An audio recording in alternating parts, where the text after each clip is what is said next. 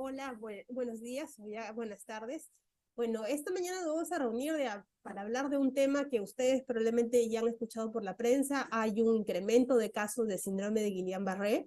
Estamos en este momento también con una epidemia de dengue y ese eventualmente pudiera ser un facilitador. Nosotros hoy en la mañana, no sé si han tenido oportunidad de escuchar noticias, pero Piura está reportando 12 casos de Guillain-Barré hasta esta semana, ¿no? Entonces, es un tema que nos preocupa, que debemos conocerlo, que según la alerta epidemiológica dada el 24 de junio, eh, nosotros como Hospital 3, si es que se presentara algún caso de Guillain-Barré, nos corresponde manejar. Entonces hemos tenido reunión con la dirección y esta es una de las primeras actividades que se tienen programadas como parte de un plan de intervención para el manejo de los casos de Guillain-Barré. Los temas que vamos a tratar son panorama epidemiológico de síndrome de Guillain-Barré.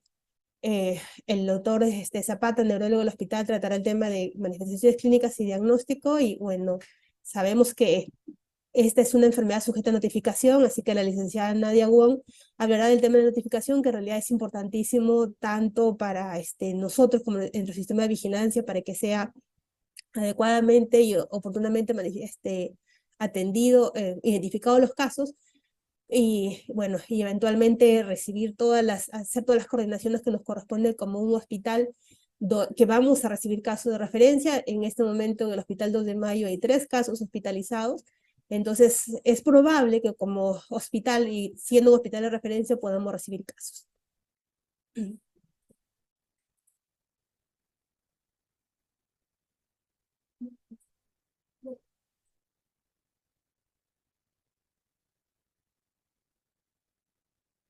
Entonces, como les decía, la semana pasada, bueno, hace 2 semanas había una alerta epidemiológica en Piura sobre 6 casos de Guillain-Barré. Para esta semana son 12 casos.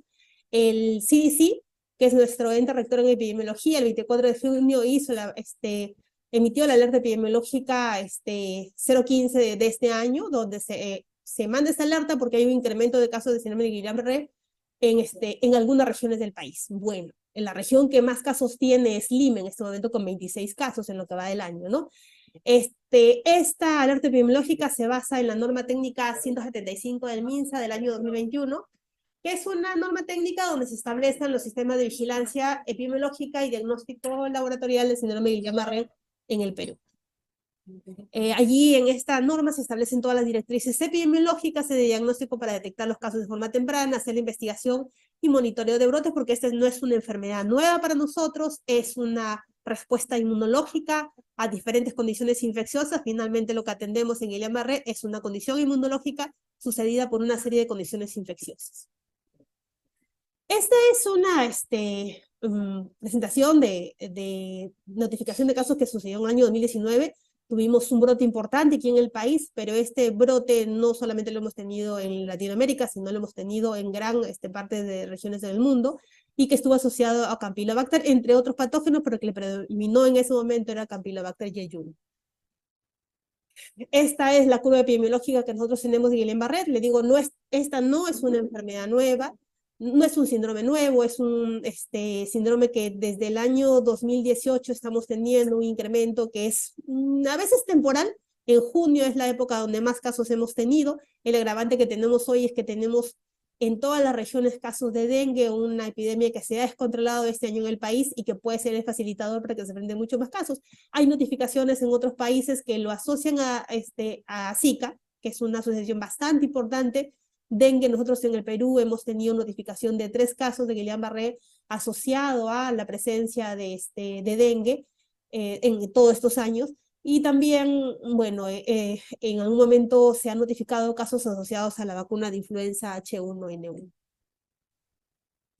Entonces, como le decía, esta es la presentación de casos. En el año 2019 es el brote más importante que hemos tenido en el país, de 900 casos, un promedio semanal de 20 casos por semana. Y el agente etiológico predominante en ese momento fue el Campylobacter jejuni, ¿no? Con su variante, su fenotipo ST2993.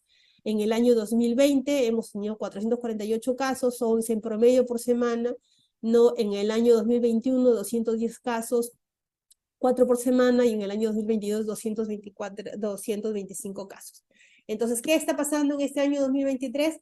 Que estamos a mitad de año y ya tenemos 103 casos, en promedio 16 casos por semana. En realidad, hasta la semana 23 había habido un reporte de casos de 8 en promedio.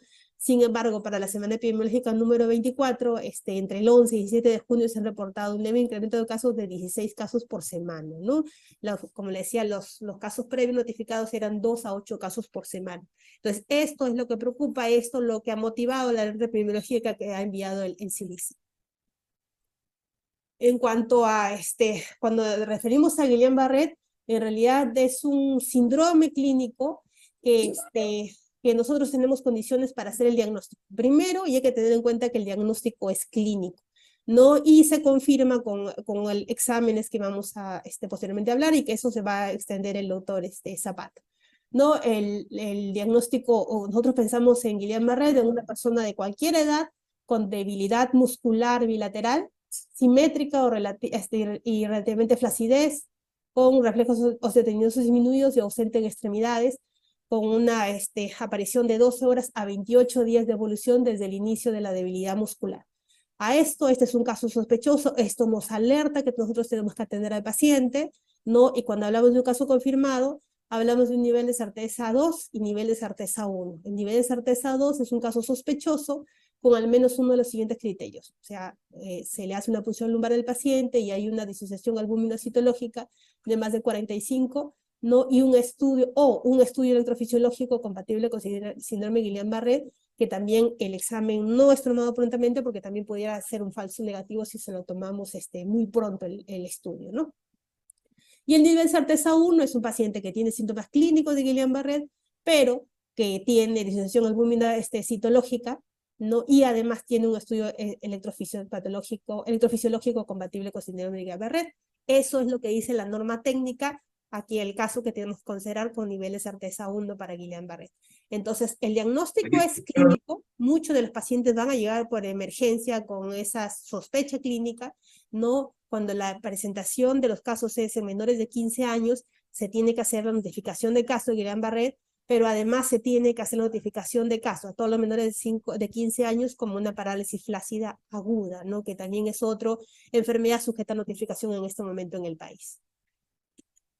Porque ahí se hace una intervención mucho mayor, porque ahí se hace un estudio por conglomerados epidemiológico, porque se tiene que ir a vacunar a la población, ¿no? Que es toda una dinámica distinta que en algún momento si empiezan a presentar casos, tenemos que se tiene que intervenir. Entonces la confirmación del caso, como les digo, es con una punción lumbar, con una electromiografía, pero la sospecha es básicamente clínica, ¿no? Entonces cuando hay patógenos aislados a Guillain-Barré, bueno, los patógenos, y es importante tener en cuenta esto, o sea, el Guillain-Barré es un síndrome clínico, pero que es una respuesta inmunológica a algo. Por eso, y nadie les va a hablar de la ficha epidemiológica, por eso en la ficha siempre se va y se pregunta si el paciente tuvo, antes de presentar el cuadro, síntomas respiratorios, si tuvo diarrea, ¿no? Porque los síntomas respiratorios pudieran ser asociados a virus respiratorios que pudieran producir eso, o si ha tenido diarrea porque hay enterovirus, campylobacter, que pudieran producir este cuadro, ¿no? Previo a la presentación del cuadro neurológico, ¿no?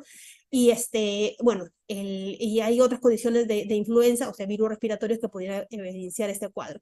Y también pacientes que previamente ya han entendido un síndrome febril, hoy estamos en un brote de dengue, o sea, una epidemia de dengue, y el vector de dengue es el mismo vector de Zika. Entonces, sí hay reportes importantes en varios países de Latinoamérica donde donde se ha observado la asociación entre Guillain-Barré y Zika, ¿no? Es un reporte colombiano que lo voy a presentar más adelante. Entonces, por ejemplo, este es un reporte de casos hecho por la Universidad Cayetano Heredia. Ellos atendieron en el año 2019 44 casos de Guillain-Barré, ¿no? Los lugares donde estaban referidos los pacientes eran pacientes que habían llegado de Caraballo, de Comas, de Independencia, de Rímac. O sea, tuvieron un brote importante. Ellos hacen en este artículo hacen la notificación, la caracterización de los casos, ¿no? Puente Piedras, San Martín de Porres, o sea, hubo un brote importante en el cono norte de Lima, ¿no? Este es de los casos que se presentaron en el brote que tuvimos de 900 casos en el año 2019. ¿No? Este es otro estudio también donde lo que se hizo es un estudio hecho por el CDC, donde ellos tratan de caracterizar el brote, cómo, por qué, cuáles son los grupos etarios más afectados. Y, por ejemplo, el grupo afectado predominantemente aquí son gente, o sea, se afectan todos los grupos etarios, pero el mayormente que se complica o predominante son grupos entre 41 y 60 años, no son adultos jóvenes, ¿no? Y que tenemos que tenerlo y son la población que nosotros atendemos como hospital, ¿no? Bueno, este es el brote que sucedió en el año, bueno, esta es la evaluación del año 2018, 2019, donde hubieron 1.340 casos, ¿no? Los departamentos donde procedían estos pacientes eran de Lima, de Piura, de La Libertad, de Junín, de Lambayeque. Bueno, cuando nosotros buscamos Guillain-Barré, como les digo, es una respuesta inmunológica a algo. En este estudio, el estudio que les presentaba, ¿no? Cuando intentan caracterizar el brote, ellos ven, ¿no? Cuáles son los patógenos asociados a la presentación de Guillain-Barré, que finalmente es una respuesta inmunológica.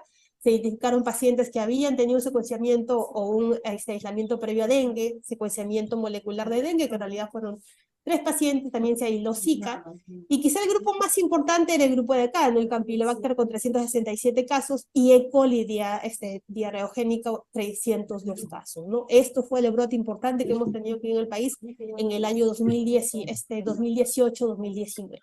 Bueno, se hicieron estudios moleculares y, por ejemplo, acá encontramos que con el panel FeNORAI, que es una prueba molecular múltiple, encontraron que el 90 de los pacientes habían tenido ¿no? El estudio bueno, o sea, ¿por qué es importante nosotros identificar al paciente qué síntomas presenta ahí? Porque en función de eso voy a saber qué muestras voy a tomar para identificar a qué se asoció ese Guillain-Barré. Si el paciente tiene síntomas respiratorios, entonces yo voy a hacer un hisopado nasofaringeo. Si el paciente tiene, y es importante porque en el hospital nosotros cuando mandemos muestras tenemos que identificar, el paciente previo a esto tuvo síntomas respiratorios, entonces mandaremos un hisopado nasofaringeo para buscar si la etiología ha sido esta, ¿no? Y si el paciente tiene síntomas o ha tenido diarrea, ahí lo que tenemos que hacer es mandar un hisopado rectal o muestra de ese para identificar si el patógeno que se asoció a la presencia de ese síndrome ha sido por una enteropatógeno, ¿no? Que puede ser un enterovirus, o puede ser Campylobacter, o puede ser Escherichia coli, ¿no? Si el paciente previo a este cuadro tuvo síntomas neurológicos, entonces vamos a mandar muestra líquido cefalorraquídeo para buscar el secuenciamiento molecular de Zika, no, o el secuenciamiento molecular de dengue que también pudiera estar asociado, y enterovirus también. Entonces, ¿y por qué les digo esto? Porque cuando se ha hecho el secuenciamiento, les digo, esta es una muestra de 1.340 pacientes, esta es una investigación que hizo el CDC del Perú, ¿no? Donde, bueno, tuvimos un brote importante en el año 2018-2019, y en las muestras que se mandaron se intentó identificar el patógeno asociado, ha sido diferentes patógenos que se han asociado a ese brote importante que hemos tenido como país, ¿no? Y como les digo, uno de los casos importantes y el estudio que identifica Cayetano es el de Campylobacter. Ellos en el subrote que tuvieron de 4 pacientes, lo predominante era el Campylobacter, pero había otros patógenos también asociados al mismo, ¿no? Entonces, por ejemplo, esta es una investigación hecha en Colombia, ¿no? Donde ellos identifican de que de 163 casos de síndrome de Guillain-Barré, tenían 33 casos confirmados con Zika, ¿no? Esto, el diagnóstico fue hecho por secuenciamiento molecular. Y de esos 36 casos por Zika, no, el diagnóstico posible era un 92%, probable en un 13% y confirmados en un 22%, ¿no? Entonces, y bueno, finalmente de los casos que, por ejemplo, hay diferentes condiciones neurológicas para presentar el Guillain-Barré, ¿no? Entonces, por ejemplo, estos pacientes hicieron un compromiso neurológico con neuritis óptica confirmado en un 50%, pero en realidad la cantidad de casos han sido 2, ¿no? Entonces, y cuando uno ve la temporalidad en el tiempo, ellos tuvieron un brote de Zika, ¿no? Aquí hubo toda una respuesta clínica de la enfermedad, y finalmente cuando la enfermedad, esta es una condición aguda de la enfermedad, ¿no? Y cuando ya pasa el evento agudo, pasados los 10 a 12 días de la enfermedad, se empieza a presentar el compromiso neurológico por Guillain-Barré, ¿no? Entonces, sí se pudo hacer el secuenciamiento molecular, o sea, de 163 casos que tuvieron de Guillain-Barré, 36 correspondían a Zika, ¿no?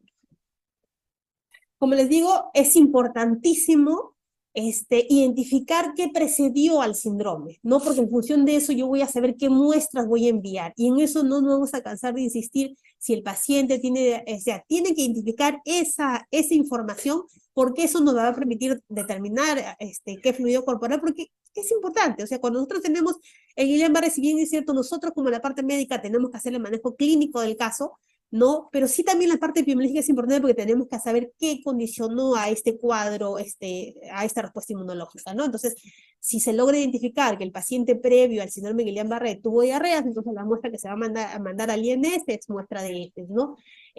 O hisopado rectal o una muestra directa de heces. Y si el paciente previo a este cuadro hizo un cuadro neurológico, entonces vamos a mandar el líquido cefalorraquídeo para secuenciamiento molecular, que son las pruebas que hoy son las estándar para identificar este patógeno, ¿no? Y si el paciente tuvo síntomas respiratorios previo al cuadro de inicio, entonces se mandará un secuenciamiento para pruebas, estudios virales, ¿no? Como influenza, subtipos de SARS, de CoV-2, que hoy lo que se está haciendo, ¿no? Y si el paciente, el cuadro precedió a un evento febril, ahí tenemos que pedir al laboratorio que tome una muestra de sangre para enviar al INS y tipificar si esto es por Zika, ¿no? Entonces, hoy, el brote que tenemos, le digo, esto es un problema que no tenemos recién en el país, ¿no? Dentro de las identificaciones ya tenemos desde el año 2020 que están identificados, ¿no? Este año que nos preocupa, que es el año 2023, Lima es la región que tiene más casos en este momento en el país hasta esta semana epidemiológica, la semana 24, con el 28% de los casos, o sea, nos van a llegar casos, por eso tenemos que estar alertas para poder atenderlos, ¿no? Cajamarca es la segunda región más afectada, no, Piura, bueno, no está en el radar, pero Piura en este momento tiene 12 casos notificados, ¿no? Aquí en este momento tenía 7, era para la semana 24, pero ahora, escuchaba al director del hospital que ya tenían 12 casos notificados y estaban pidiendo que facilitaran la compra de camas UCI y el contrato de personal, porque los pacientes cuando se complican pueden llegar a insuficiencia respiratoria y requerir muchas veces ventilador, ¿no? Bueno, en cuanto a ciclos de vida de los afectados, aquí tenemos, ¿no? Que el ciclo de vida puede afectarse cualquier ciclo de la vida. Como le digo, si esto sucede en niños, hasta los 15 años nosotros tenemos que hacer una notificación adicional que es de parálisis flácida aguda, porque ahí se tiene que además a la población vacunar, ¿no? Entonces, pero eso es todo un flujo de información que muchas veces quien interviene ahí es el nivel primario. No, los casos, en este momento, el brote que tenemos está caracterizado porque los compromisos mayores son de gente de adulta y adulta mayor. Quienes más se complican son los varones antes que las mujeres, ¿no? Y bueno, esta es una información de la ficha epidemiológica, de la ficha que nosotros como servicio de salud registramos en el momento que se da una notificación de caso. Entonces de ahí la importancia de tener la información adecuada, porque, por ejemplo, en este sistema de notificación para el año 2023 dice, si el paciente previo al cuadro presentó infección respiratoria, infección gastrointestinal, fiebre o exantema, y ese dato no está escrito. Entonces no podemos caracterizar el brote porque se está presentando, ¿no? O por ejemplo, proyección, si es ascendente, descendente, eso es fácil preguntar porque el paciente lo estamos atendiendo, ¿no? Y ahí, por ejemplo, las fichas epidemiológicas llegan eso sin datos. Entonces, de ahí la importancia de identificar, porque tenemos que identificar el brote, porque, por ejemplo, si el paciente viene por lo usual es una parálisis ascendente, pero también podría ser que el paciente venga por ese cuadro de una parálisis descendente y a lo mejor es mucho mayor en el país, ¿no? Que no es, pero por ejemplo, si no tenemos ese dato, no sabemos el valor de esa información, ¿no? Bueno, en este Sí, momento sí, tenemos una exactamente. epidemia concentrada aquí en Lima, ¿no? Nosotros sabemos que en este momento tenemos un brote de dengue aquí en Lima con casos autóctonos, así que es probable que tengamos la oportunidad de manejar en el hospital esos casos. El último caso que hemos atendido ha sido en el año 2019, ¿no? Entonces, Rápido, ¿qué es habla lo la que dice la norma doctora. técnica también respecto, o la alerta sanitaria? El paciente identificado con síndrome de Guillain-Barré tiene que ir a un hospital de nivel 3. O sea, nos corresponde atender a nosotros, ¿no? Hay que realizar anamnesis y una evaluación clínica completa con énfasis en la evaluación neurológica, hay que considerar la telemedicina también como una condición para poder manejar al paciente, no siempre garantizar la higiene de manos porque les van a decir, ya, viene un Guillain-Barré y va a pasar como pasaba en el COVID o va a pasar como pasa en el dengue y dice, ay, ¿ahora cómo me protejo? No, esta es una condición inmunológica, pero igual, sí o sí, siempre tenemos que tener las medidas prácticas seguras como higiene de manos, ¿no? y que es básicamente una de las estrategias para disminuir el riesgo de cualquier transmisión de enfermedad. Pero que ya les digo, esta es una enfermedad básicamente de respuesta inmunológica, ¿no? Hay que garantizar la atención y seguimiento de los casos hospitalizados de Guillain-Barré, porque cuando nosotros hagamos la ficha epidemiológica hay una información que se toma en el momento que se hace que el ingreso del paciente al hospital, y también esa ficha nos da la oportunidad para hacer la evolución en el tiempo, cómo evoluciona, para hacer la información final del caso, ¿no?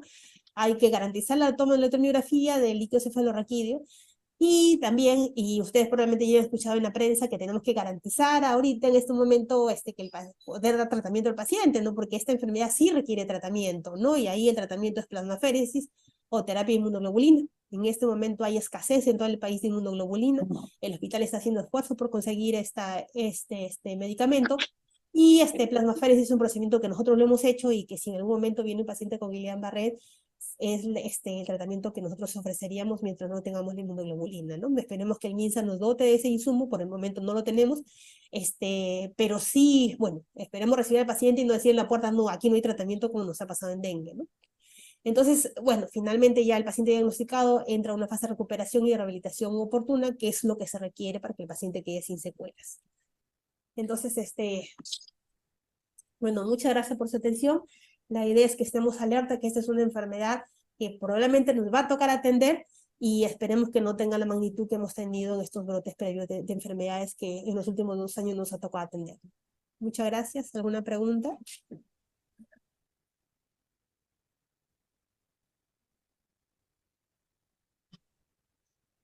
Ya, si no tiene ninguna pregunta, vamos a pasar con el doctor Zapata. Hola, ¿qué tal? ¿Cómo están? Buenas tardes. Y buenas tardes. Gracias, doctora, por estar con nosotros en esta importante exposición que hizo sobre el síndrome de Guillain-Barré. A continuación, vamos a tener la participación del doctor Carlos Zapata, quien hará el tema características clínicas, diagnóstico y tratamiento del síndrome de Guillain-Barré. Adelante, doctor Zapata, lo escuchamos. ¿Qué tal? ¿Cómo están? Buenas tardes. Bueno, un gusto de brindar esta charla muy importante, como la doctora Clicia ya nos comentaba. Tenemos una alerta epidemiológica. Sí, ¿se me escucha? Sí, ¿verdad? ¿Se fueron? ¿Aló? ¿Sí se escucha, doctor? ¿Sí se lo escucha? Perfecto. Perfecto. Listo. Entonces, tenemos que, a ver, escucho algunos ruidos por ahí. Pero no importa. Bueno, vamos a continuar. Bueno, el síndrome de Guillain-Barré es una enfermedad neurológica la cual tenemos que tener muy en cuenta que hay muchas enfermedades que pueden simular o que se pueden parecer a esta enfermedad. Esta enfermedad tiene algunas características clásicas que todos nosotros debemos conocer, desde el grupo de enfermeras, el grupo de emergencia, médicos internistas. Tenemos que estar relacionados o tenemos que estar acostumbrados a poder tener como diagnóstico diferencial un Guillain-Barré cuando un paciente viene con un estado prodrómico, quizá de un cuadro respiratorio, un cuadro gastrointestinal, y que después debuta con un cuadro de debilidad ascendente. Pero para eso nosotros tenemos que tener un diagnóstico diferencial, tenemos que pensar en la enfermedad para poder buscarla, para poder analizar el caso específicamente si se trata de este problema. Entonces, los pacientes con Guillain-Barré generalmente vienen con problemas de debilidad ascendente, generalmente, no siempre, pero generalmente es así. Muchas veces también pueden venir los pacientes con debilidad descendente o debilidad a nivel facial, vienen con diplejía facial muchas veces, pero lo más característico es una debilidad ascendente. Entonces, hay algunas enfermedades que generan debilidad, pero tenemos que tener los diagnósticos diferenciados dependiendo si son causas metabólicas, por ejemplo, si un paciente viene con un trastorno electrolítico, si es un paciente viene con un cuadro infeccioso, o por un cuadro de intoxicación, una causa autoinmune, como ya hemos determinado. Esta enfermedad es una enfermedad autoinmune. Entonces tenemos que diferenciarlo. ¿Cómo yo diferencio un Guillain-Barré de una miastenia gravis? ¿Cómo diferencio una paraparesia espástica? ¿Cómo diferencio un Guillain-Barré de un ictus isquémico? Quizá puede haber algunas similitudes, pero tenemos que determinar cuáles son las características clínicas más relevantes de los pacientes. Entonces, La debilidad es un síntoma muy frecuente en la neurología y sobre todo cuando es debilidad aguda, podemos tener algunos problemas para poder clasificarla en una u otra enfermedad. Por ejemplo, si yo tengo una debilidad a nivel central, por ejemplo, una debilidad por un infarto cerebral, la debilidad generalmente va a ser hemicorporal, o sea, la mitad del hemicuerpo se va a ver comprometida, va a haber debilidad, y también vamos a tener un síndrome piramidal. O sea, vamos a tener un paciente con hiperreflexia, vamos a tener un paciente con una marcha característica, una marcha parética. Si es una lesión medular, una lesión de la médula, el paciente va a tener una debilidad por debajo de la lesión medular, o sea, posiblemente vamos a tener una paraparesia si es una lesión a nivel dorsal o lumbar, o tenemos una cuadriparesia si tenemos una lesión cervical, un síndrome piramidal, como ya hemos comentado, espasticidad, hiperreflexia. Vamos a tener un nivel sensitivo, o sea, acá en una lesión medular sí se va a ver comprometida la sensibilidad, o también vamos a poder tener retención urinaria o alteraciones esfinterianas, por ejemplo. Es uno de los casos que también podemos tener en pacientes con lesiones medulares. Si el paciente tiene una lesión en la asta anterior de la médula, vamos a tener atrofia muscular, parálisis flácida. Si tenemos una lesión en la unión neuromuscular, como pasa en las miastenias gravis, el paciente no va a tener tanto debilidad, sino también va a tener más que nada fatiga. Eso quiere decir que el paciente va a amanecer con la fuerza preservada, pero a lo largo del día va a tener fatiga, o sea, los músculos van a comenzar a claudicar. Eso es lo que se diferencia, la debilidad de la fatiga. Y si es un problema muscular, el paciente va a tener una debilidad distal, una debilidad proximal. Eso quiere decir que si nosotros vamos a poner al paciente en decúbito dorsal en la camilla, el paciente no va a poder flexionar el tronco. Eso es característica. O también, por ejemplo, si nosotros le pedimos al paciente que se ponga en cuclillas, el paciente no va a poder tornarse nuevamente o no va a poder ponerse de pie por sus propios medios. Eso es una debilidad característicamente muscular. Pero nosotros acá estamos hablando de una debilidad periférica, de una debilidad por una polirradiculoneuropatía. Entonces, los pacientes acá con lesiones de nervio periférico, radiculopatías o neuropatías, vamos a tener debilidades distales. La debilidad va a ser distal y sobre todo el paciente va a presentar hiporreflexia. Eso es la diferencia que nos va a marcar con una lesión central, lesión medular, que los pacientes ahí no van a tener hiporreflexia, van a tener al contrario, hiperreflexia.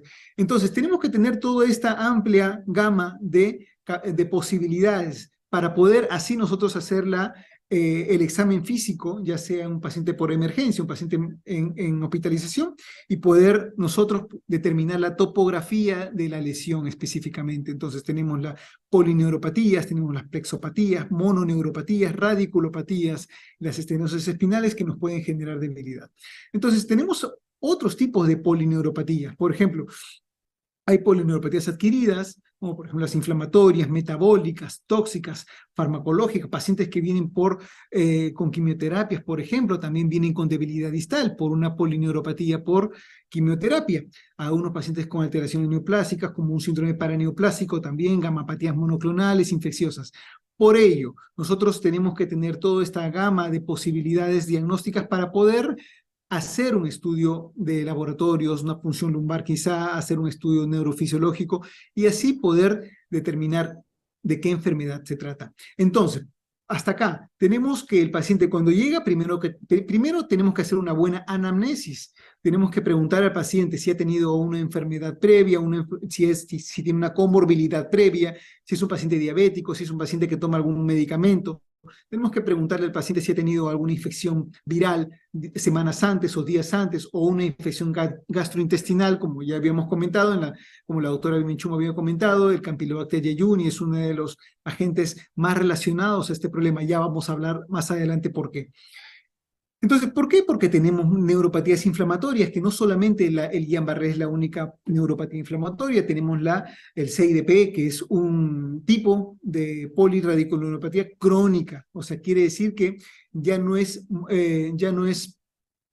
se presenta solamente en una oportunidad, sino que el paciente comienza a presentar múltiples episodios de neuropatías. Esto no vamos a hablar porque es otro tema, pero tenemos otras enfermedades como vasculitis, sarcoidosis, síndrome de Sjögren, que también pueden producir neuropatías inflamatorias.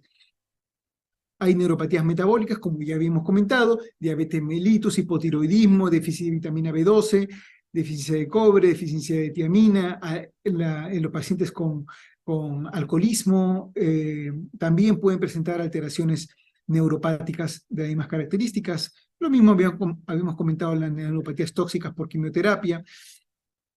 Hay otros tipos de neuropatías que, bueno, por HIV, sífilis, enfermedad de Lyme, leptospirosis, que son enfermedades que también tienen que estar en el abanico de posibilidades diagnósticas en estos pacientes. Pero esto es lo mismo que les acabo de comentar, básicamente. Entonces, ahora vamos a hablar solo sobre el síndrome de Guillain-Barré. Ya hemos hecho una introducción, ya hemos comentado que existen diferentes tipos de neuropatía, diferentes tipos de lesiones a nivel de todo el sistema nervioso que nos pueden generar debilidad, que es el síntoma más frecuente en el Guillain-Barré. Esto quiere decir que tenemos que ser muy acuciosos en el examen neurológico para poder hacer una sospecha diagnóstica adecuada. Si nosotros no hacemos un buen examen neurológico al inicio o no hacemos una buena exploración, se nos pueden pasar diferentes enfermedades o diferentes signos que nos hagan hospitalizar a un paciente con Guillain-Barré. Recuerden que un paciente con Guillain-Barré que no es diagnosticado adecuadamente es un paciente que tranquilamente lo pueden derivar a casa y el paciente puede complicarse y puede hacer falla respiratoria o disautonomías, que es algo muy complicado y es algo muy importante tratar a un paciente. Si un paciente ya está comenzando con disautonomías, es un paciente que inmediatamente tiene que pasar a unidad de cuidados intensivos de primera instancia. Entonces, tenemos algunas curiosidades históricas. Jean-Baptiste Octave Landry en el año 1859 describió por primera vez un caso de debilidad ascendente después de una fiebre prodrómica, malestar y dolor que progresaron a la parálisis de más de 3 semanas y el paciente murió a causa de insuficiencia respiratoria, además de otros 4 casos. Georges Guillain y Jean-André Barré en el año 1929 reportaron 2 casos con disociación albumino-citológica en las pruebas de líquido cefalorraquídeo y se distingue este síndrome de la parálisis inducida por la poliomielitis. Entonces ya la doctora Minchum ha hablado sobre epidemiología, es una enfermedad monofásica aguda de edad de aparición aproximadamente 40 años, es generalmente mayor en hombres que en mujeres, se encuentra una incidencia global que puede ser de 0.5 a 2 por 100.000 habitantes. El riesgo de desarrollar Guillain-Barré a lo largo de la vida en un individuo ha sido estimada de 1 en 1000. Entonces, en comparación con los casos más jóvenes, la incidencia de Guillain-Barré aumenta después de los 50 años, de 1.7 por 100.000 habitantes a 3.3 por 100.000 habitantes. 2/3 de los casos de Guillain-Barré se asocian a una infección antecedente. Por eso es importante hacer una anamnesis adecuada y preguntar al paciente si tiene alguna antecedente de una enfermedad como por ejemplo una gastroenteritis o una infección respiratoria. La mayoría de los casos son esporádicos, aunque se han reportado epidemias de verano en el norte de China con la variante axonal con la infección de Campylobacter jejuni. Entonces, la unidad motora, es importante determinar esto. ¿Por qué? Porque esta es la estructura fisiopatológica del Guillain-Barré, del síndrome de Guillain-Barré. Es una unidad autonómica, anatómica del sistema neuromuscular, integrada por el cuerpo celular de una neurona motora, del asta anterior y de los núcleos motores del tronco cerebral, su axón y todas las fibras musculares inervadas por el axón. Cada sinapsis formada se denomina la placa motora. Entonces, la debilidad muscular aguda, esto es la pérdida de fuerza instaurada en horas o días, menos de 4 semanas, más o menos generalizada, causada por la alteración de algún punto de esta unidad motora. Es una urgencia médica. ¿Por qué? Porque los pacientes pueden afectar la musculatura orofaringe y respiratoria y se supone del 0.26 a 1.1% de los ingresos de unidad de cuidados intensivos, precisando el 60% de los pacientes ventilación asistida. Entonces, hay que recordar algo. No todos los pacientes con Guillain-Barré se van a presentar de la misma manera. Lógicamente, los pacientes característicamente tenemos en concepto que un paciente con Guillain-Barré va a comenzar con una debilidad simétrica, ascendente, flácida, pero no siempre ocurre así. Generalmente, y en otras oportunidades pueden haber pacientes que comiencen con debilidad descendente, debilidad facial, Y esto hace más frecuente que los pacientes generen compromiso respiratorio. Generalmente comprometen la musculatura respiratoria torácica, la musculatura cervical. Por eso es importante en los pacientes con Guillain-Barré siempre hacer un monitoreo del conteo respiratorio, siempre hacer una evaluación de los movimientos cervicales, ascendentes, rotatorios, hacer una evaluación también de la musculatura accesoria torácica para ver si los pacientes ya están comprometiendo la musculatura accesoria, los músculos cervicales. Y esta evaluación es importantísima porque si los pacientes tienen debilidad cervical, a la flexión cervical, a la elevación de los hombros, este es un indicador clínico que los pacientes pueden llegar rápidamente a una insuficiencia respiratoria aguda. Entonces, como ya habíamos comentado, todas estas enfermedades nos pueden generar neuropatías periféricas. Entonces, todas estas son enfermedades como, por ejemplo, hay enfermedades de la médula espinal, hay enfermedades como la esclerosis lateral amiotrófica, esclerosis múltiple, las parálisis diafragmáticas, hay la enfermedad de Lyme, la miastenia gravis, el botulismo, la distrofia miotónicas. Hay muchas enfermedades que nos pueden afectar el sistema nervioso periférico y pueden afectar la función respiratoria. Esto es lo más importante de los pacientes con Guillain-Barré y dos puntos importantes de un paciente con Guillain-Barré para tener en cuenta. Las disautonomías. Estos son pacientes que hacen hipotensiones súbitas, pacientes que hacen arritmias cardíacas. Esa es la importancia y aquí la clave de por qué un paciente con Guillain-Barré tiene que recibir tratamiento y tiene que ser monitorizado en unidad de cuidados intensivos, porque los pacientes generan disautonomías con frecuencia. Los pacientes pueden estar muy tranquilos en un momento, simplemente con debilidad ascendente, pero de un momento a otro los pacientes pueden hacer cuadros de disautonomías, hacer bradicardias refractarias, hacer algún tipo de arritmia cardíaca. Otro punto es que los pacientes comienzan con síntomas a veces muy difíciles de distinguir. Los pacientes comienzan con entumecimientos, con hormigueos, comienzan con parestesias y muchas veces los pacientes llegan con estos síntomas de emergencia y muchas veces se subestiman los síntomas clínicos del paciente. Por eso si estamos ante una alerta epidemiológica, tenemos que ser mucho más acuciosos en, por ejemplo, tener un martillo en la sala de emergencias, un martillito de exploración por si acaso, ¿no? Un martillito para explorar reflejos. ¿Por qué? Porque tenemos que evaluar reflejos en los pacientes con Guillain-Barré para ver si tiene hiporreflexio o no. Entonces, generalmente son muy subjetivos o son muy poco evidentes los síntomas iniciales de un Guillain-Barré, la pérdida de reflejos. Eso es un signo que nosotros podemos evaluar en emergencia de forma más objetiva. Los pacientes pueden presentar con poca frecuencia dolor o hipersensibilidad muscular, falta de coordinación, hay una ataxia sensitiva. Muchas veces los pacientes comienzan a presentar ampliación de la base de sustentación. Hay que recordar que tenemos diferentes tipos de ataxia cerebelosa, o sea, una afección del cerebelo, un infarto cerebeloso, pero también tenemos ataxia sensitiva, que es la ampliación de la base de sustentación. Los pacientes vienen caminando como si hubieran tomado alcohol, por ejemplo, comienzan a ampliar la base de sustentación y tienen una inestabilidad para la marcha. La debilidad es importante caracterizarla. Entonces, el síndrome de Guillain-Barré, como ya le hemos comentado, es una polirradiculoneuropatía inflamatoria aguda que se manifiesta por una parálisis flácida, ascendente, arreflexica. A mis alumnos de la universidad siempre les hago algunas mnemotecnias para que se acuerden de las enfermedades. Yo les hago una mnemotecnia FASA, F-A-S-A, parálisis flácida, ascendente, ¿no? Simétrica y arreflexica.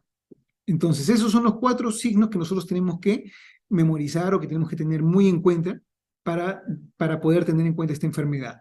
Entonces, los pacientes pueden presentar alteraciones como distrés respiratorio agudo, pueden complicarse con neumonías nosocomiales, broncoaspiración, paro cardíaco inexplicable, tromboembolismo pulmonar, justamente porque los pacientes pueden hacer tromboembolismos, ya que estos pacientes presentan debilidad en las extremidades. Si un paciente que tiene debilidad en las extremidades pueden hacer trombosis venosa profunda también. Entonces los pacientes tienen que recibir algún tipo de terapia física desde el inicio del diagnóstico, los pacientes tienen que usar medias compresivas o compresión neumática, si se puede, si es posible, o también, lógico, dar medicación, profilaxis con enoxaparina o con heparina. Alrededor del 75% de los pacientes mejoran y pueden incorporarse a su actividad habitual, mientras que un 15% de los pacientes quedan con secuelas graves. Esto es importante porque existen diferentes tipos de compromiso de la polirradiculoneuropatía o síndrome de Guillain-Barré. Tenemos variantes desmimelinizantes o variantes axonales. La tasa de mortalidad varía en un 3 a 15%. Entonces, lo que hablaba sobre las características, si son desmimelinizantes o axonales, lógicamente los pacientes con una característica desmimelinizante, que eso lo vamos a ver con una electromiografía, le hacemos una electromiografía, generalmente los pacientes que no responden muy bien al tratamiento y generalmente tienen características axonales.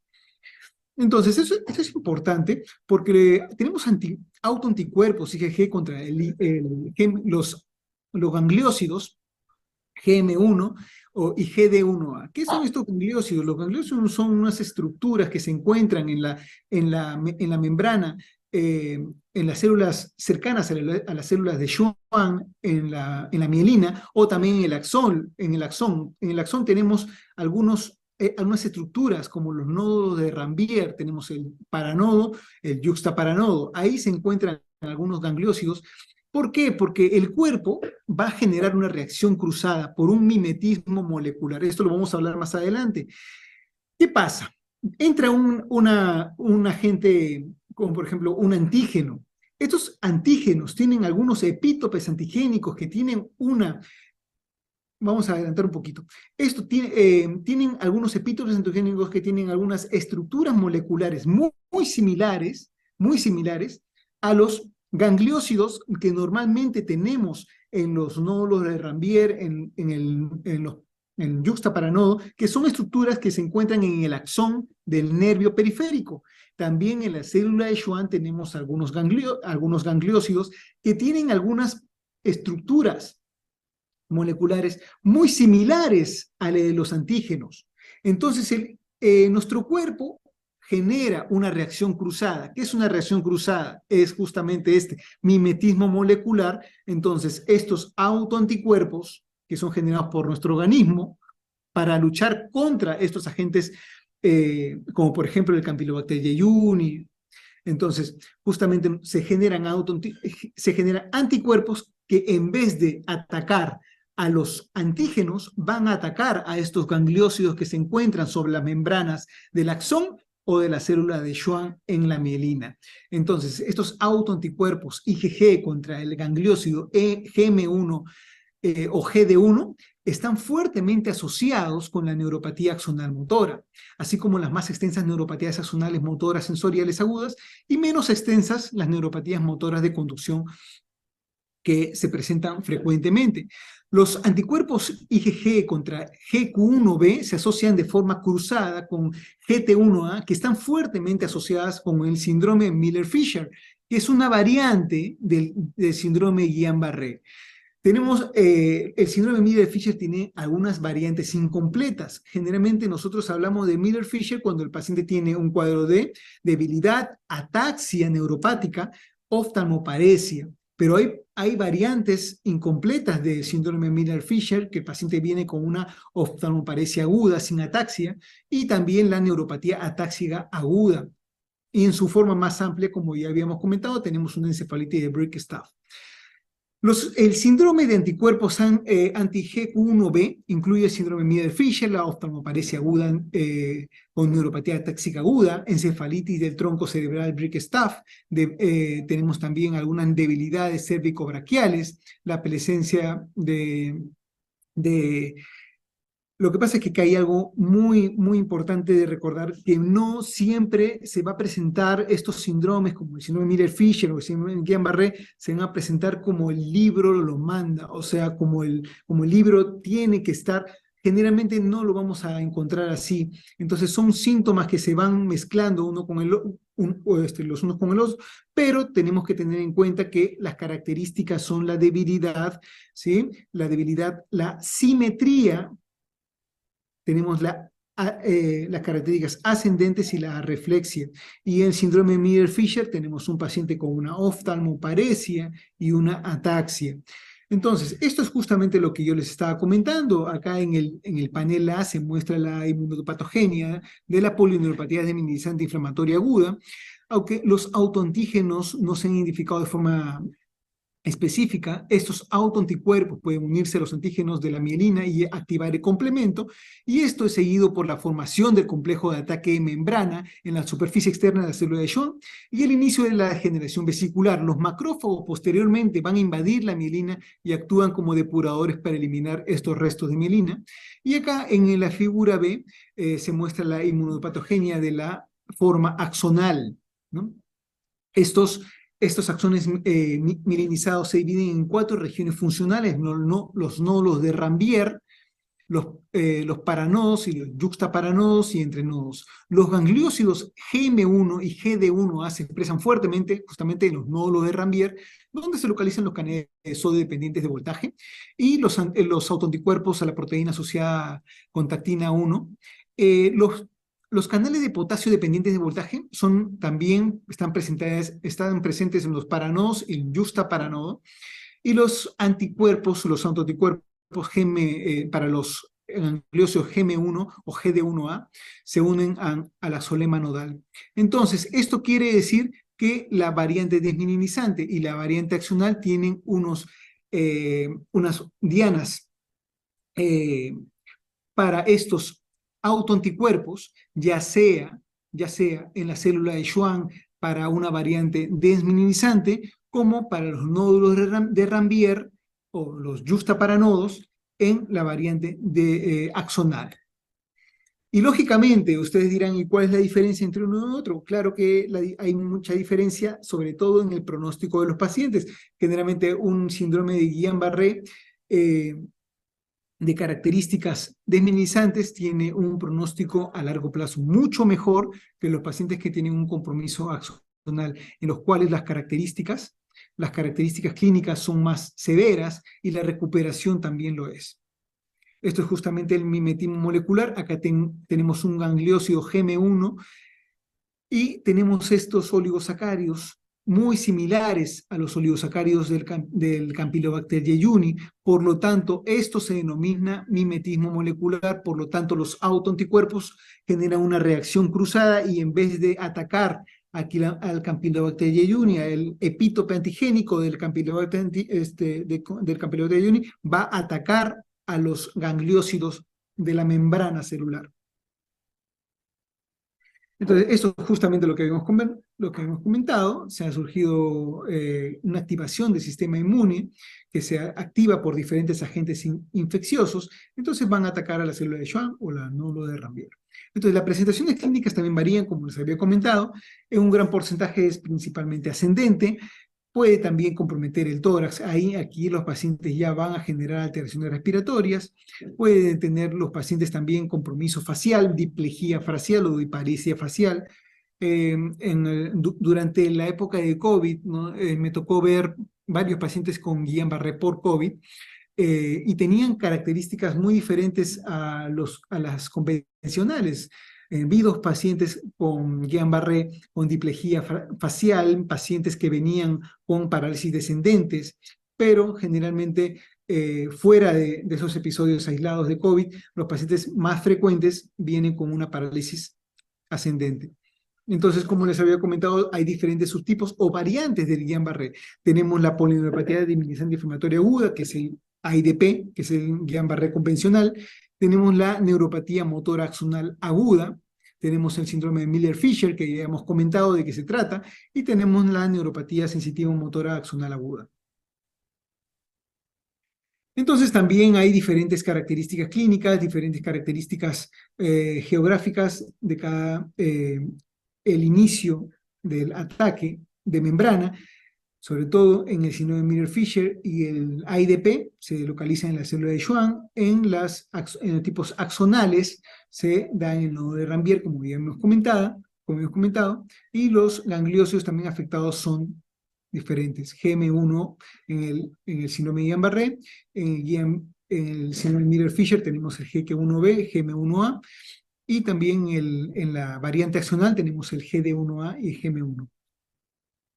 Entonces, también tenemos que hacer en contraparte que cada una de estas variantes tiene algunas características más predominantes que otras. Algunos pacientes, como por ejemplo las variantes axonales, hacen más debilidad sostenida en el tiempo, tienden a generar más insuficiencia respiratoria que los pacientes con un Guillain-Barré convencional. Los pacientes con el Guillain-Barré convencional justamente pueden tener también afecciones de los nervios craneales, sobre todo, como les comentaba, nervio facial en un 50%. Los gérmenes causantes o relacionados al síndrome de Guillain-Barré, tenemos el Campylobacter jejuni, está asociado especialmente a las formas axonales en síndrome de Miller-Fisher, citomegalovirus, virus Epstein-Barr, Haemophilus influenza, varicela zoster, el Mycoplasma pneumoniae. Entonces, ya hemos comentado sobre los criterios diagnósticos. Primero tenemos que tener un diagnóstico clínico con arreflexia, simetría, debilidad ascendente. Luego tenemos que tener una progresión de los síntomas. Los síntomas tienen que ser progresivos, la simetría relativa, parálisis craneales en un 40%. El comienzo de recuperación, generalmente 2 a 4 semanas después de que cese la progresión.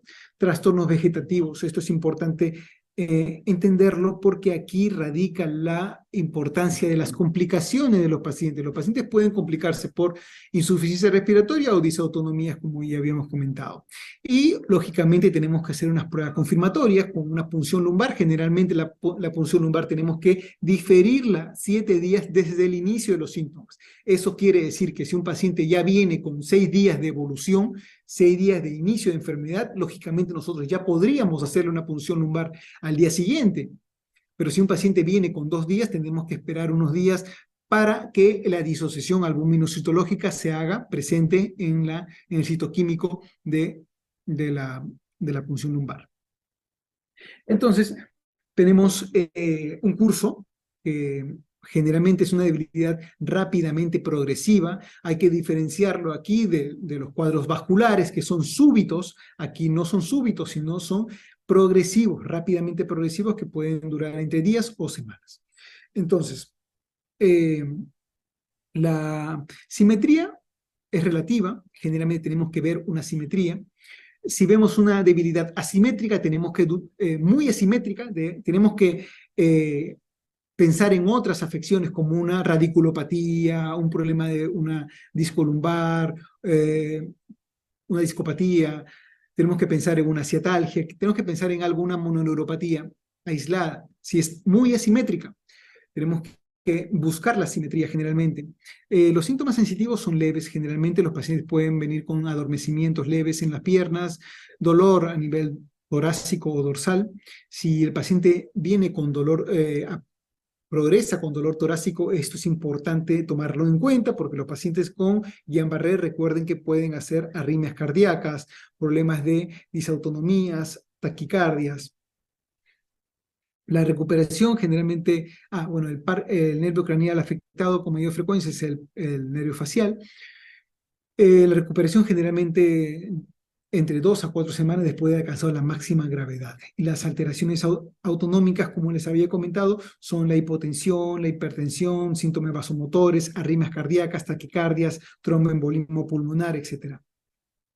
Entonces, nosotros tenemos que hacer una punción lumbar, como les comentamos, generalmente después de los 7 días de comenzado los síntomas, y acá vamos a encontrar una elevación de la proteína, una proteinorraquia elevada después de la primera semana de inicio del cuadro y continúa elevándose hasta el pico de los síntomas. Las células, la celularidad no debe variar, o sea, la disociación albuminocitológica, ¿qué quiere decir? Como hay una destrucción de la mielina, por lo tanto, en el espacio subaracnoideo vamos a encontrar, en el líquido cefalorraquídeo, vamos a encontrar un aumento de las proteínas justamente por la destrucción de la mielina. entonces vamos a encontrar unas proteínas muy elevadas y vamos a encontrar una celularidad totalmente normal. O se puede aceptar hasta 10 leucocitos mononucleares por milímetro cúbico. Entonces, la sensibilidad, como habíamos comentado, si nosotros hacemos una punción lumbar dentro de los primeros 7 días, la sensibilidad va a ser muy baja de esta prueba. Vamos a encontrar muy pocos cambios en las proteínas, pero si hacemos un estudio después de los 7 días, vamos a aumentar la sensibilidad de esta prueba. Entonces también vamos a tener algunas alteraciones en los estudios neurofisiológicos. Los estudios neurofisiológicos básicamente no nos sirven para iniciar el tratamiento. Hay que recordar que para iniciar el tratamiento a nosotros nos basta con la clínica, ¿sí? Nos basta con el estudio clínico, con la evaluación clínica. Si tenemos una sospecha clínica, inmediatamente tenemos que iniciar el tratamiento, porque recuerden que no vamos a esperar a tener una punción lumbar si el paciente llega a los 2 días de inicio de tratamiento, de inicio de los síntomas. No vamos a hacer una punción lumbar de inicio. Basta con los síntomas, con los síntomas cardinales del síndrome de Guillain-Barré para nosotros iniciar un tratamiento, ya sea con inmunoglobulina o ya sea con plasmaféresis. Pero tenemos algunos apoyos al diagnóstico que tampoco no se van a encontrar hallazgos significativos si lo hacemos muy al inicio de los síntomas. Generalmente tenemos que también esperar una semana para poder iniciar o hacer estos estudios confirmatorios. Y sobre todo hacemos esos estudios neurofisiológicos para determinar si es una variante axonal o es una variante desminimizante y así poder dar un pronóstico al paciente y también hacer una planificación de tratamiento con el servicio de terapia física. Entonces, en la velocidad de conducción generalmente hay una disminución de un 60% del valor normal en el 80% de los pacientes durante el proceso, pero algunos nervios pueden no estar afectados por la naturaleza segmentaria de esta enfermedad. El bloqueo de conducción está presente en un 80% de los pacientes durante el proceso, pero algunos nervios pueden también no estar afectados. La latencia de onda F puede estar ausente y constituye una indicación de las alteraciones de la conducción proximal en las raíces y nervios raquídeos. Los estudios neurofisiológicos pueden permanecer normales en las primeras semanas de proceso y pueden ser normales en 20% de los pacientes. Esto quiere decir justamente lo que les comentaba. Si nosotros hacemos un estudio neurofisiológico, una electromiografía a un paciente con 6 días de evolución, probablemente salga normal. Si nosotros hacemos una punción lumbar en un paciente al 4.º día de inicio de los síntomas, probablemente no tengamos esta disociación aminocitológica. Y esto no quiere decir que el paciente no tenga la enfermedad, porque he visto muchas veces que le hemos hecho muchas veces una punción lumbar muy tempranamente a los pacientes con Guillain-Barré y ha salido normal, las proteínas en el rango normal, pero límite superior. Y nos han cuestionado el diagnóstico, doctor, ¿no será otra cosa? Hay que recordar que la sensibilidad aumenta cuando el tiempo de evolución pasa la semana de inicio de los síntomas. Entonces, también hay otros estudios que no se realizan con mucha frecuencia, como por ejemplo las resonancias magnéticas, que podemos encontrar un refuerzo de la señal de las raíces nerviosas anteriores. El tratamiento, un 15% de los pacientes pueden presentar síntomas autonómicos y 1/3 de estos pacientes pueden presentar fallo respiratorio que requiere intubación endotraqueal y respiración asistida.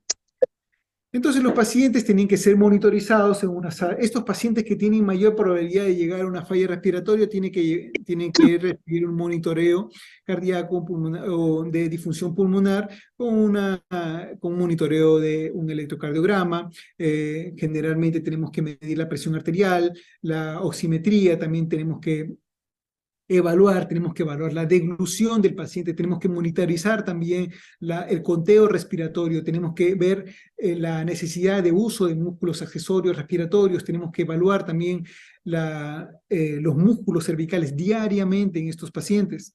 Esto se tiene que hacer diariamente. Para la prevención de un tromboembolismo pulmonar podemos utilizar también, ya hemos hablado de esto, un paciente que tiene plejía o una paraplegia por una debilidad de estas características, los pacientes tienen riesgo de generar una trombosis de miembros inferiores, por lo tanto tenemos que hacer terapia física, también tenemos que priorizar la terapia o la fisioterapia respiratoria, tenemos que ya nosotros iniciar una tromboprofilaxis con enoxaparina o con heparina, tenemos que, si es posible, unas medidas de compresión, o también lo más tecnológico podría ser unas medidas de compresión neumática, ¿no? Que es, también está ya en las guías indicado. Entonces, tenemos unas clasificaciones funcionales para los pacientes. Grado 1 son los pacientes que deambulan de forma limitada, tienen capacidad para correr, pero sí tienen signos menores de compromiso motor. El tipo 2, capacidad para caminar por lo menos 5 metros sin ayuda, pero sin capacidad para correr. El tipo 3, capacidad para realizar la marcha de por lo menos 5 metros con ayuda externa, un caminador o la asistencia de una otra persona. El grado 4, pacientes en camilla o silla sin capacidad para realizar la marcha. Tipo 5, apoyo ventilatorio permanente. Y, bueno, el sexto es la muerte, bueno, del paciente, ¿no? Entonces, los tipos de evolución de la enfermedad, podemos tener una progresión, un empeoramiento de la situación funcional. Si ya el paciente está en estadio 3, es conveniente tratarlo con inmunoglobulina lo más antes posible. Tras diagnosticar el síndrome de Guillain-Barré, la estabilización, el curso estable tras un empeoramiento inicial ante la visible evolución benigna. De una vez que ya se ha estabilizado el cuadro, la actitud de vigilancia solo se tratará en un caso de retroceso y la regresión mejorará la mejora progresiva y espontánea, no tratar con inmunoplazmaféresis. Eso quiere decir que hay pacientes que vienen con síntomas muy leves,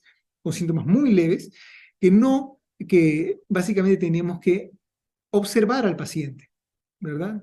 Una sospecha de Guillain-Barré, pero tendríamos que observar. Si el paciente no progresa, si el paciente puede deambular, si el paciente no tiene compromiso respiratorio, no tiene, por ejemplo, un caso clínico el año pasado pude ver en el COVID, justo el año pasado, en el COVID, un paciente que vino con diplejía facial, parálisis facial bilateral, pero no tenía compromiso respiratorio. El paciente podía movilizarse de su cama, podía ir al baño solo, nunca tuvo compromiso respiratorio. El tratamiento básicamente en este paciente específicamente sí fue inmunoglobulina, no porque tenía compromiso respiratorio, sino porque tenía una diplejía facial, o sea, tenía una simetría facial franca.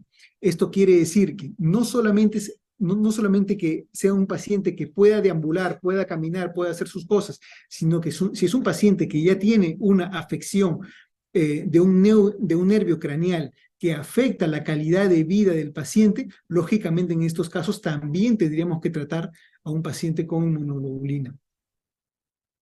Las medidas generales, reposo, evitando adoptar posturas viciosas, fisioterapia respiratoria para evitar atelectasias y neumonías, la cateterización venosa profunda con asepsia y antisepsia requeridas, control estricto de los signos vitales, monitorización cardiovascular permanente, uso de heparina o enoxaparina de uso profiláctico, la fisioterapia general para evitar las contracturas corporales, sondeo vesical si fuera necesario. El apoyo emocional o psicológico continuo tanto del paciente como de sus familiares es importantísimo. Entonces, tenemos también algunas condiciones para pasar al paciente UCI. Si ya tenemos algunas alteraciones, como por ejemplo, debilidad en la musculatura faríngea, debilidad para la deglución, debilidad en los músculos respiratorios o músculos cervicales, trastornos autonómicos mayores como fluctuaciones amplias en la presión arterial, en el pulso, las arritmias cardíacas, bloqueo de conducción, electrocardiograma, edema pulmonar, hipotensión precipitada, sepsis o neumonía, dolor torácico, como les había comentado. Estos son pacientes que tienen que pasar directamente a sala de unidad de cuidados intensivos. La importancia del diagnóstico para el síndrome de Guillain-Barré en un paciente con una paresia rápidamente progresiva radica en el tratamiento con inmunoglobulinas o plasmaféresis y puede modificar la evolución de la enfermedad o disminuir la mortalidad y la morbilidad. La plasmaféresis y las inmunoglobulinas intravenosas han demostrado similar eficacia. Eso quiere decir que todos tenemos que hablar un mismo idioma. Si, por ejemplo, viene un paciente con síndrome de Guillain-Barré, no le podemos decir al familiar, le tenemos que dar inmunoglobulina porque es lo mejor, la plasmaféresis es una segunda opción. No, tenemos que brindar el tratamiento que nosotros tengamos a nuestra disposición, el tratamiento que nosotros tengamos a nuestra disposición. Discúlpeme un minuto, lo que pasa es que están haciendo mucha bulla acá afuera.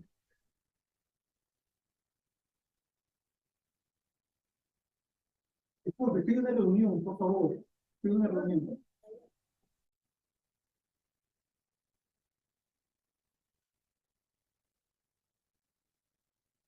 Disculpen. Entonces, a lo que iba es que nosotros tenemos, ya ayer hemos tenido una reunión con otra en Minchumo, en la dirección donde hemos entendido que la inmunoglobulina está muy escasa y es muy difícil el acceso a este medicamento actualmente. Ya hemos iniciado los trámites para las solicitudes para este medicamento, pero hasta que no lo tengamos no se va a poder brindar este medicamento. Entonces, y es un medicamento carísimo, entonces aquí hay que actuar de la forma más correcta. Esto quiere decir que si la plasmaféresis y la inmunoglobulina no han demostrado una diferencia en la eficacia, o sea, son similar eficaces, por lo tanto, el tratamiento que tengamos, que en este momento es la plasmaféresis, es nuestro mejor tratamiento agudo. Y esa información es la información que se le tiene que brindar a los familiares. La plasmaféresis es el mejor tratamiento que tenemos ahora. Acá no podemos hablar de supuestos, no podemos hablar de lo que podríamos tener.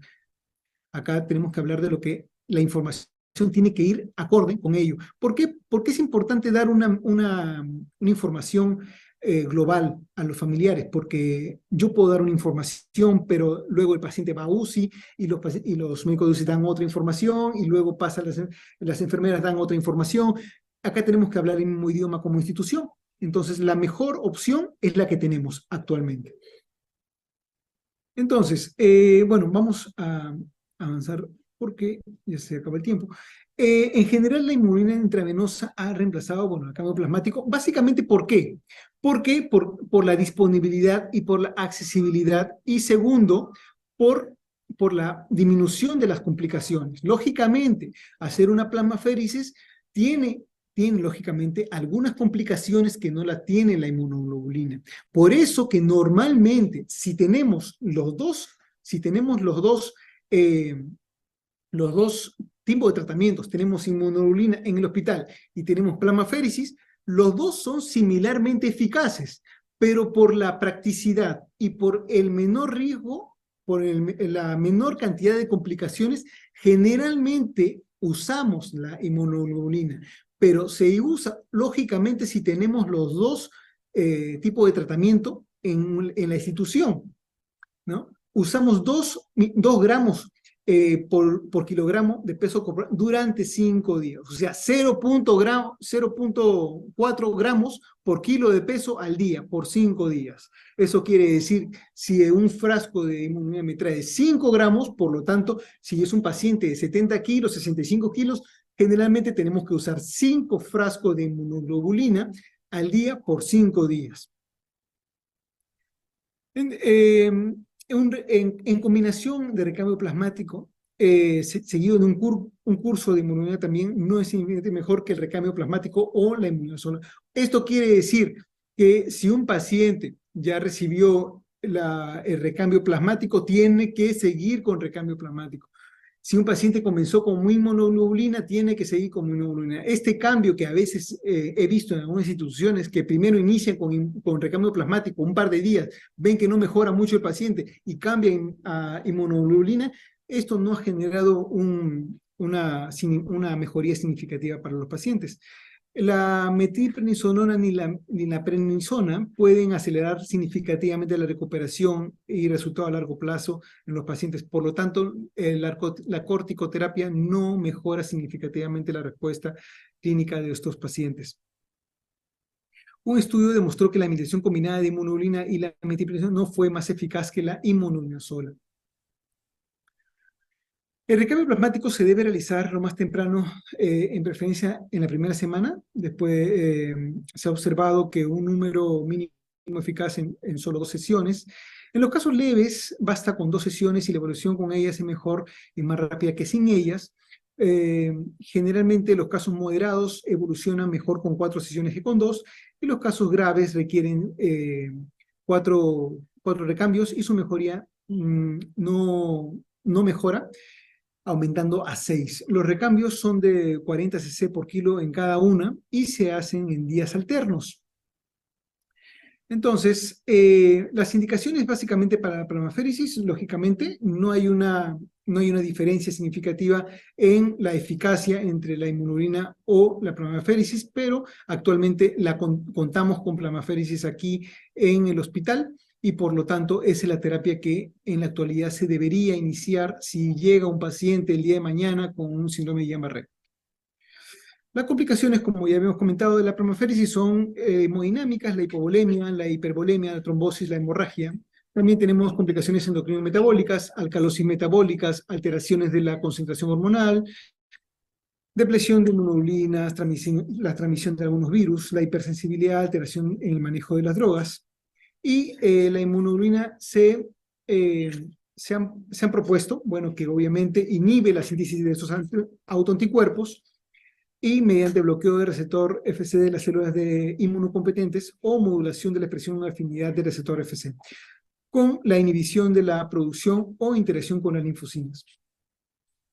Y como ya hemos comentado, la dosis, la pauta es 0.4 gramos por kilo de peso durante 5 días, y generalmente la tasa de recaídas es similar tras la plasmaféresis. Los efectos secundarios son cefaleas, pueden generarse también meningitis, mialgias o fiebre. También podemos tener otras reacciones alérgicas o anafilácticas, insuficiencia renal, hipotensión, tromboembolia y raramente transmisión de hepatitis C. Los corticoides no han demostrado mejoría de evolución, sino que retrasa la recuperación. Y los pacientes con mal pronóstico para un síndrome de Guillain-Barré son los pacientes mayores a 60 años, la progresión rápida de la enfermedad, extensión de la severidad de daño axonal, enfermedad cardiorrespiratoria preexistente, tratamiento tardío, la presencia de tetaparesia intensa o tetraplegia, antecedente de gastroenteritis por el Campylobacter, necesidad de ventilación asistida, y la proteinorraquia superior a 80 miligramos por decilitro durante la primera semana de la enfermedad. Bueno, eso es todo lo que les tenía que comentar por ahora.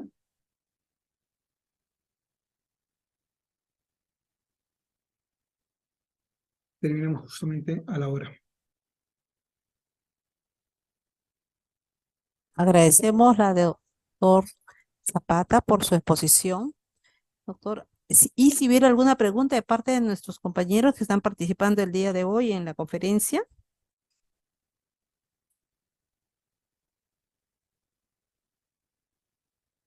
Por favor, si hay una pregunta para el doctor Carlos Zapata Gómez. Tienen incluso en los audios para poder hacer sus preguntas. Pueden abrir sus audios. Por el chat, de repente alguna pregunta a través del chat.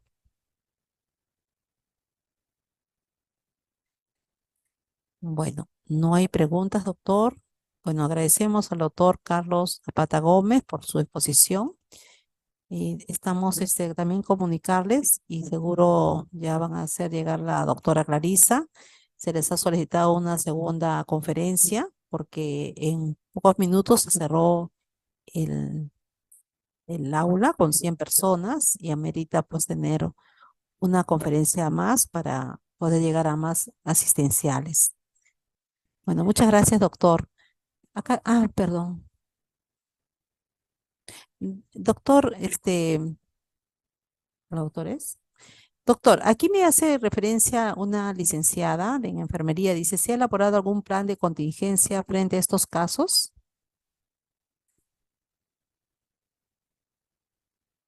Doctor Carlos Zapata, ¿todavía está? Doctor Carlos Zapata, ¿me escucha?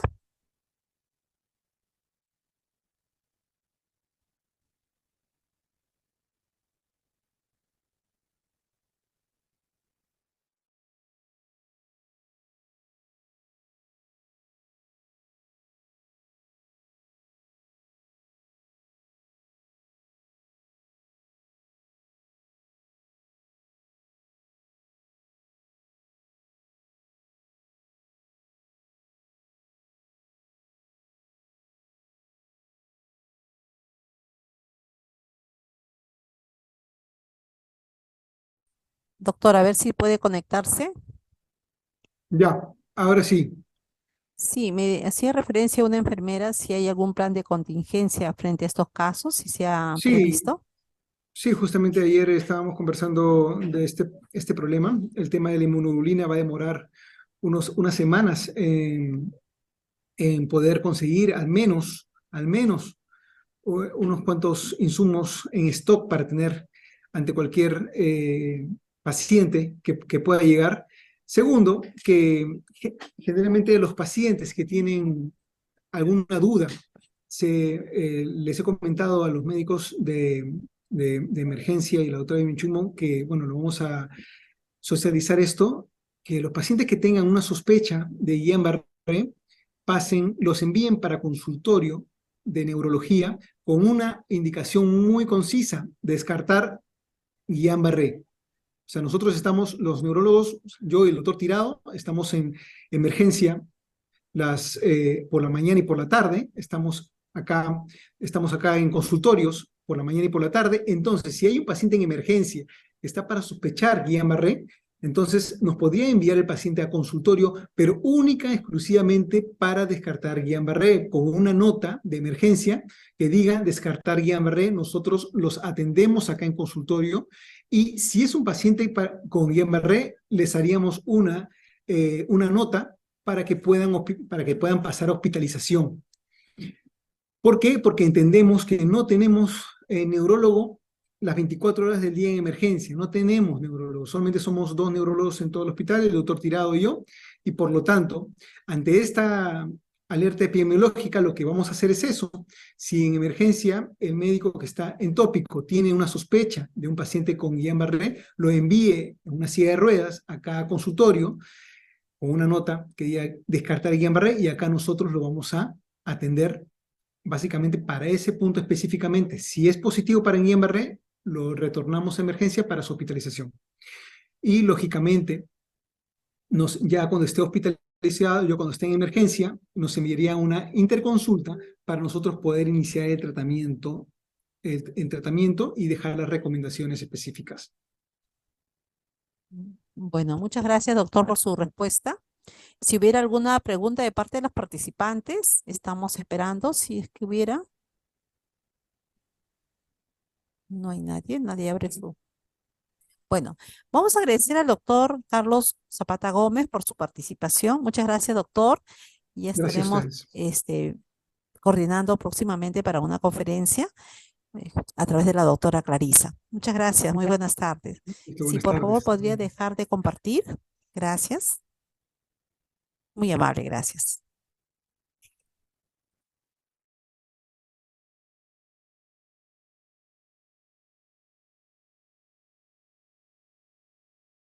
Está ya con nosotros la licenciada Nadia Wong Barrenechea del equipo de epidemiología. Un momentito, vamos a compartir las diapositivas. Perdón.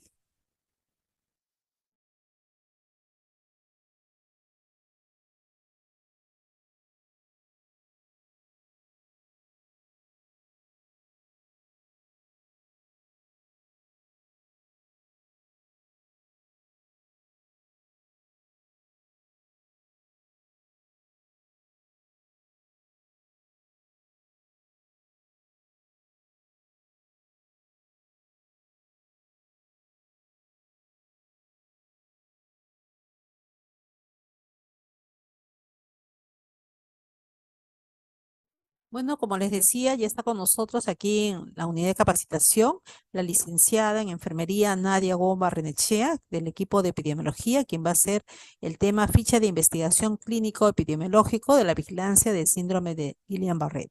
La dejo con ella para ya culminar esta conferencia que ha sido propuesta por tanto el Departamento de Medicina, la Oficina de Epidemiología y Salud Mental, así como el Comité de Infecciones Intrahospitalarias. La dejo con ella. Muchas gracias.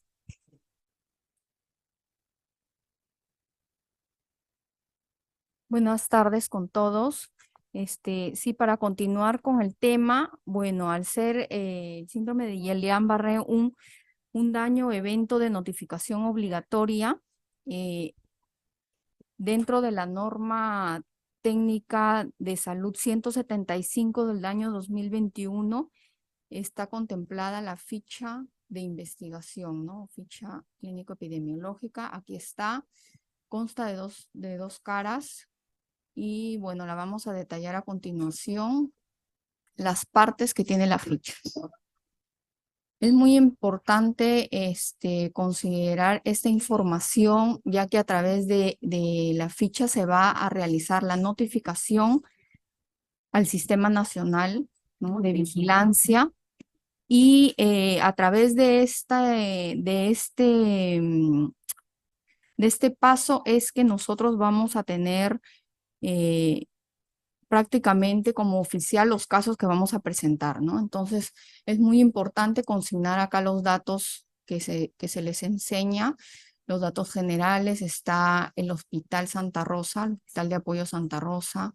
En el área de datos del paciente, el DNI es importante verificar que sea del paciente, ¿no? Nos va a permitir identificar al mismo. Luego de esto está la dirección actual. Acá vamos a considerar la dirección que nos dé el paciente en ese momento, porque sabemos que la dirección que puede estar consignada en la historia clínica puede ser una dirección no actual, ¿no? Puede hacer que el paciente se haya mudado, como es la mayoría de los casos que tenemos en otros eventos. El teléfono, de igual manera, tiene que ser el teléfono actual. En cuanto a los datos epidemiológicos, considerar las fechas, que es muy importante, deben coincidir con el daño que se está presentando. Considerar el antecedente de vacunación, ¿no?, previa las 4 semanas antes de la debilidad muscular. Antecedentes de familiares o contactos cercanos que hayan presentado alguna infección, ya sea gastrointestinal, de vías respiratorias, o algún evento de debilidad muscular, ¿no? En la siguiente parte está la evaluación clínica, que es la evaluación que va a realizar el médico que está atendiendo al paciente, y va a marcar acá un dato muy importante, que es la fecha de inicio de este síntoma, ¿no? De este síntoma que tiene el paciente.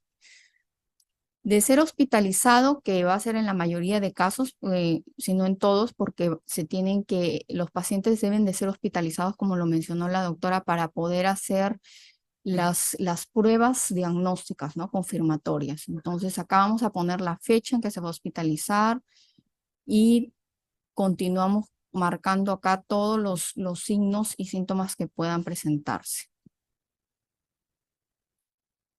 En lo que es evolución y seguimiento, esta parte de la ficha, al igual que los exámenes de laboratorio, se va a hacer en un segundo momento, ¿no? Nosotros para ingresarla al sistema podemos contar con la primera parte que ya les mencioné, y esta evolución y seguimiento se va a poder completar al alta del paciente, ya durante la atención, ¿no? Al término de la atención, cuando tengamos acá los resultados del laboratorio, la evolución, si se confirmó o no el caso.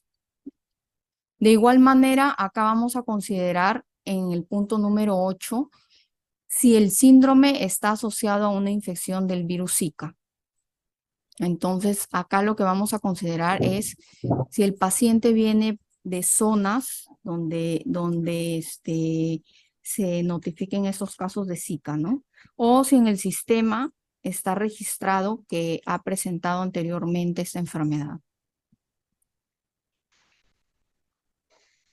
De igual manera, es necesario para nosotros poder hacer la notificación que el médico que inicia con esta investigación firme y selle la ficha clínica epidemiológica. Acá les voy a presentar, este es la página, el aplicativo en el que nosotros vamos a hacer el ingreso de este caso, ¿no?